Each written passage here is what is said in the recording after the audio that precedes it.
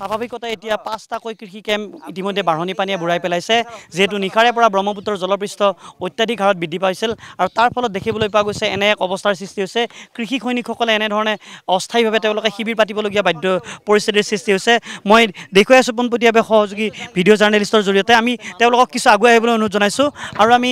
দেখুৱাবলৈ বিচাৰিছোঁ বৰ্তমান সামগ্ৰিকভাৱে পৰিৱেশ যে কৃষি সৈনিকসকলে কেনেধৰণে অস্থায়ী শিবিৰ পাতি এতিয়া এই স্থানত বসতি কৰিবলৈ লৈছে মই পিছফালে দেখুৱাম এটা কেম্প ভিডিঅ' জাৰ্নেলিষ্টক দেখুৱাবলৈ অনুৰোধ জনাম পিছফালে কেম্প এটা কেনে এক অৱস্থাৰ সৃষ্টি হৈছে আৰু আমি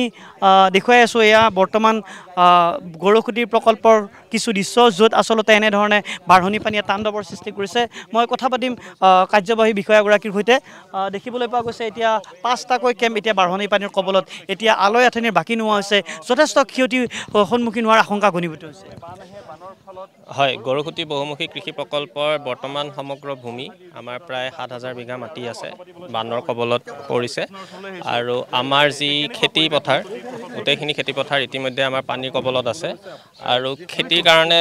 আমাৰ পৰিচালনাৰ দায়িত্বত থকা কৃষকসকলক আমি 5টাকৈ কেম্প সাজি পেলাই তেওঁলোকক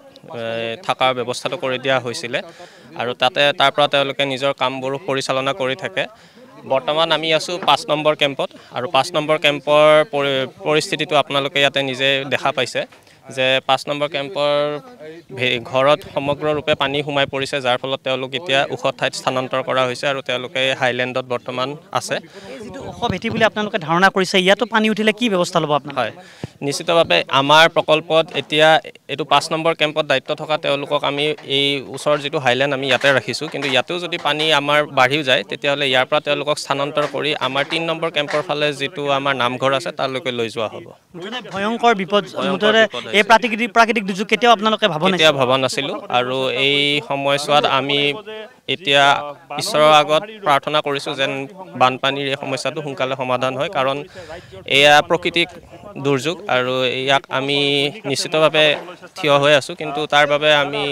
কৃষকসকলৰ সুৰক্ষাৰ স্বাৰ্থে আমি সকলো কাম কৰিবলৈ সাজু আছোঁ এয়া জলপ্ৰলয়ৰ দৃশ্য য'ত আচলতে বাঢ়নি পানীয়ে তাণ্ডৱৰ সৃষ্টি কৰিছে আমি দেখুৱাইছোঁ যিসকল কৃষি সৈনিক এনেধৰণে অস্থায়ী শিবিৰ পাতি তেওঁলোকে বসতি কৰিবলগীয়া হৈছে আমি কিছু কথা পাতিবলৈ যত্ন কৰিছোঁ যিসকল কৃষি সৈনিক আছে তেওঁলোকৰ সৈতে কিছু কথা পাতিবলৈ চেষ্টা কৰিছোঁ ওখ ভিত্তিত আমি মানে স্থায়ীভাৱে থাকিব বিচাৰিছিলোঁ কিন্তু স্থায়ীভাৱে ইয়াত থাকিব নোৱাৰিম কাৰণ দ্ৰুতগতিত পানী বাঢ়ি আছে তাৰমানে এতিয়া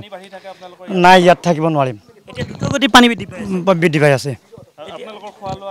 খোৱা লোৱা বৰ্তমান আমি মানে টিঙৰ পালিয়া কৰি আমি ভাত খাইছোঁ অস্থায়ী শিবিৰত আপোনালোকে কেইদিন থাকিলে এতিয়ালৈকে আমি 3 দিন হ'ল যথেষ্ট কষ্ট হৈছে ইয়াত খোৱা লোৱা বা পানী দুনি সম্পূৰ্ণ মানে কষ্ট পাইছোঁ এতিয়া শৌচ পেচাবৰ যথেষ্ট অসুবিধা হৈছে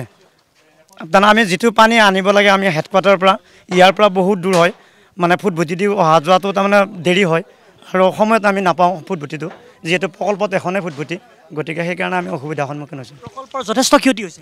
হৈছে যথেষ্ট আমি আন এগৰাকী কৃষি সৈনিক আছে আমি তেওঁলোকৰ সৈতে কিছু কথা পাতিবলৈ যত্ন কৰিছোঁ নিপেন এইফালে আহিব আমি জানিবলৈ যত্ন কৰিছোঁ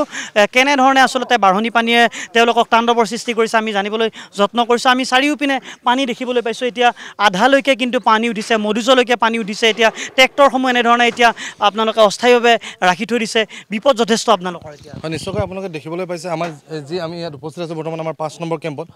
এইটো সন্মুখত আছে 5 নম্বৰ কেম্প আৰু তাৰে প্ৰায় ঘৰটো আধালৈকে পানী উঠিছে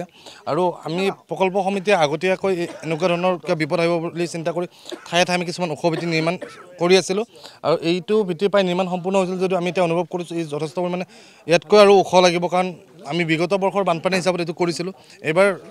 বানপানী যথেষ্টখিনি হৈছে আৰু আমাৰ এই মাকৈ আছে এই মাকৈসমূহ এতিয়া পানীৰ তলত পচি গ'ল এইফালে আমাৰ যিসমূহ যন্ত্ৰপাতি আছিলে সেইসমূহ এতিয়া পানীৰ তলত ডুব যাব আন এক টকা ক্ষতি হ'ব বহুত লাখ টকা নিশ্চয়কৈ এইসমূহৰ মেৰামতিৰ নামতো আমাৰ আন এক ক্ষতি হ'ব খেতিৰ ক্ষতিয়ে আমাৰ যিসমূহ মেচিনাৰী আছিলে সেইসমূহ ডুব গ'ল লগতে আপোনাৰ চ'লাৰসমূহ ডুব গ'ল এইসমূহ অধ্যক্ষ পদ্ম হাজৰিকাৰ লগত আপোনালোকে ইতিমধ্যে কথা পাতিছে তেওঁ কেনেধৰণৰ আপোনালোকৰ সমস্যাৰ পৰা মুক্ত হোৱাৰ কি ধৰণৰ তেওঁলোকে নিৰ্দেশনাও দিছে নিৰ্দেশনা মানে তেখেতে উদ্বেগ প্ৰকাশ কৰিছে আৰু তেখেতে কৈছে যে আজি আবেলিৰ ভিতৰত নহ'লে কালি পুৱাৰ ভিতৰত তেওঁ ইয়াতে উপস্থিত হ'ম বুলি আমাক জনাইছে আৰু তেখেতে